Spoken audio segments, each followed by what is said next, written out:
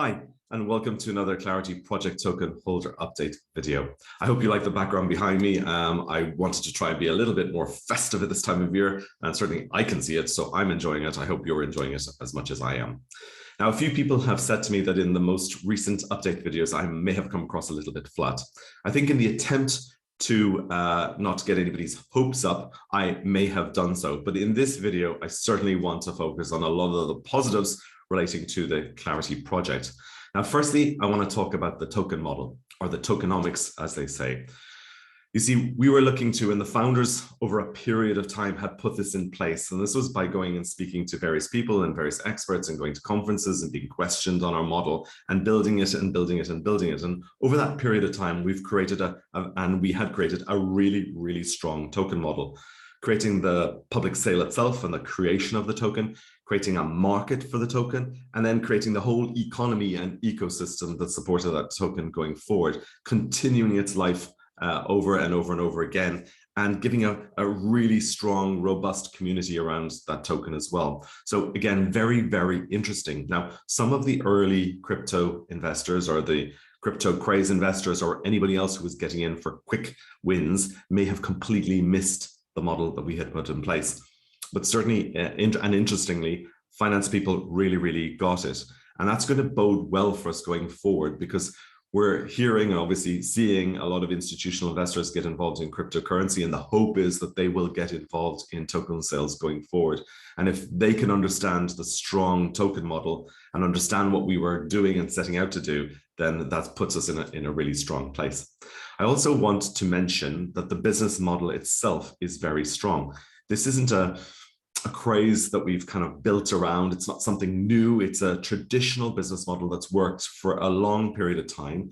That's not to say that always traditional business models will continue in the future, but this model continues to be valid today. It's a very strong business model, and that model will, once the token economics are put in place and with the use case of blockchain, because again, it's a valid use case of blockchain technology that we put together. Again, nothing fandangles, no craze, nothing that's going to be short-lived. It's a strong, solid combination of both the tokenomics or the token model itself, the business model, together with the valid use case of blockchain technology. So that's all outlined in our white paper. I'd encourage you to go back and look at that white paper and the plans that we had in place for the Clarity project, because they are exciting, they still are exciting, and they are very exciting for the future. And I think sometimes it gets lost a little bit in translation. So please do revisit the white paper and have a good reflection on those things that we've talked about, because I think that's what's going to bode really, really well for us going forward.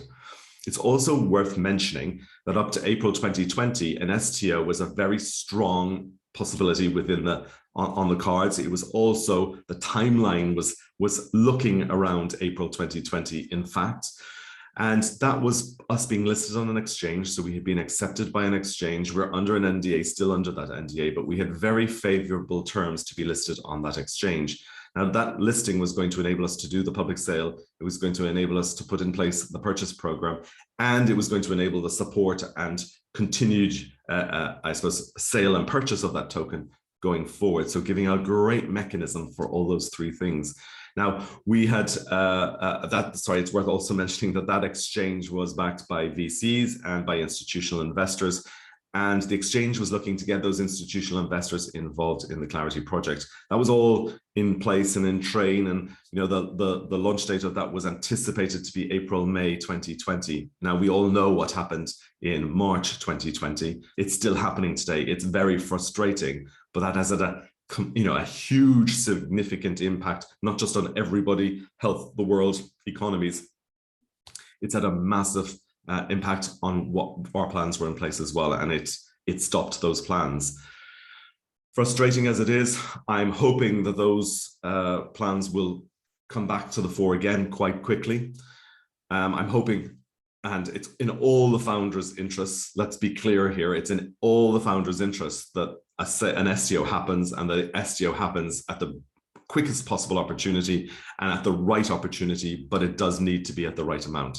Let me be quite clear, and I have been clear in previous update videos, but again, let me be quite clear. We are not going to be first to market with an STO in the new world. but we're not going to be last either. It's important that we see that STOs are completing, and they're completing for good money before we dive in. We do not want to do a public sale that becomes a disaster. That will have a massive impact on the project going forward. So we need to wait for the right time. We need to see that a number of STOs have happened that have raised good sums of money, and then we'll look at how we can get that STO off the ground. Some people have said to me, and certainly I'll get to the questions in a little bit, they've said, well, ICOs have happened over the past period of time, and so why haven't you done your public sale? Well, ICOs certainly have happened.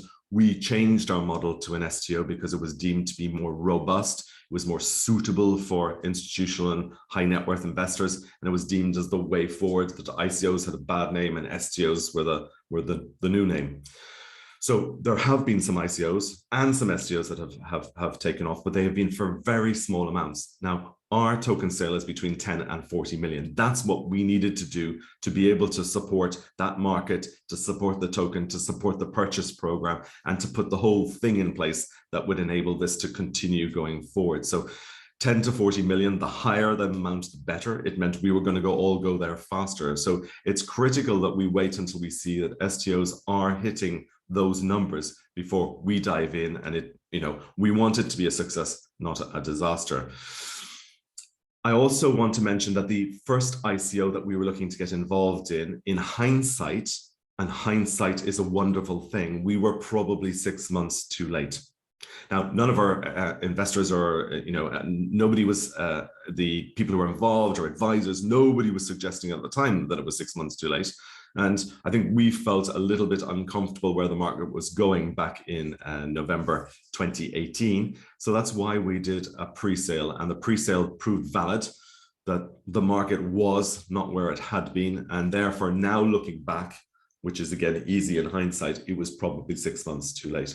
We're not going to do that with the STO, nor are we going to be the first to market either. So to be clear, we will do an STO once we see that STOs are working well, that they've got that they're raising good amounts of money, and that we can get that really favorable listing on that exchange again, that will enable us to do all of this and support the token going forward in a beautifully simple way.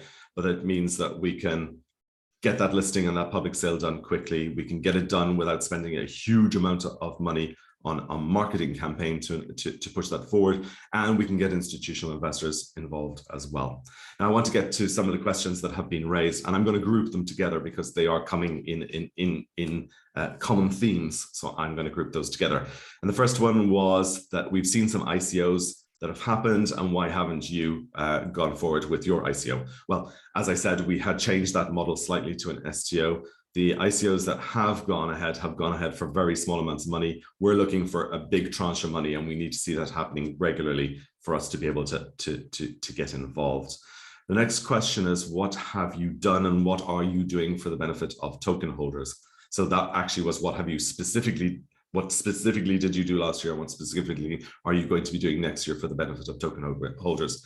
Again, I just want to reiterate, this is the beautiful symbiotic relationship of tokens. It's in the founder's interest as much as yours that a token sale happens. And so we are doing everything within our power, given limited resources, given the world that we're in at the moment, to do the best by us, which will do the best by you too. So everything that we possibly can be doing going forward, we will be doing, because it's in our interests as much as it's in your interests. The next question is, can I sell my tokens? Have any tokens been sold, and at what price? Now, again, we've dealt with this a number of times. So again, to be clear, you own your tokens. You're entitled to do with your tokens what you want. If you want to sell your tokens, please do so. You can go on a peer-to-peer exchange and sell your tokens. You're free to do so. You may not get the best price. It may not be the right thing for you to do, but if you want to sell your tokens, please go ahead and sell your tokens. Have any been sold? I haven't been told if any have been sold, so therefore I don't know if people have sold them and at what price they've sold them. Of course, you're welcome to transfer your tokens as well. It's worth mentioning that. Another question is, when is the buyback program starting? We've dealt with this again a number of times. And again, to be clear, the purchase program cannot happen until we have a public sale. It will not work financially. economically. It's impossible. We need a public sale for the purchase program to start. And that's why it's critical that we get to that public sale. And the last one is, what are your plans for an ICO? Other ICOs have happened again. That question arises. So people are obviously looking at the market, which is good. And what are your plans? So as I stated, we want to do an STO as soon as we possibly can. We're going to do it when the conditions are right. We are not going to go in early. We've got a big sum to raise. We've got big plans to make that white paper come alive. And we need the highest raise possible so that it is in everybody's best interests.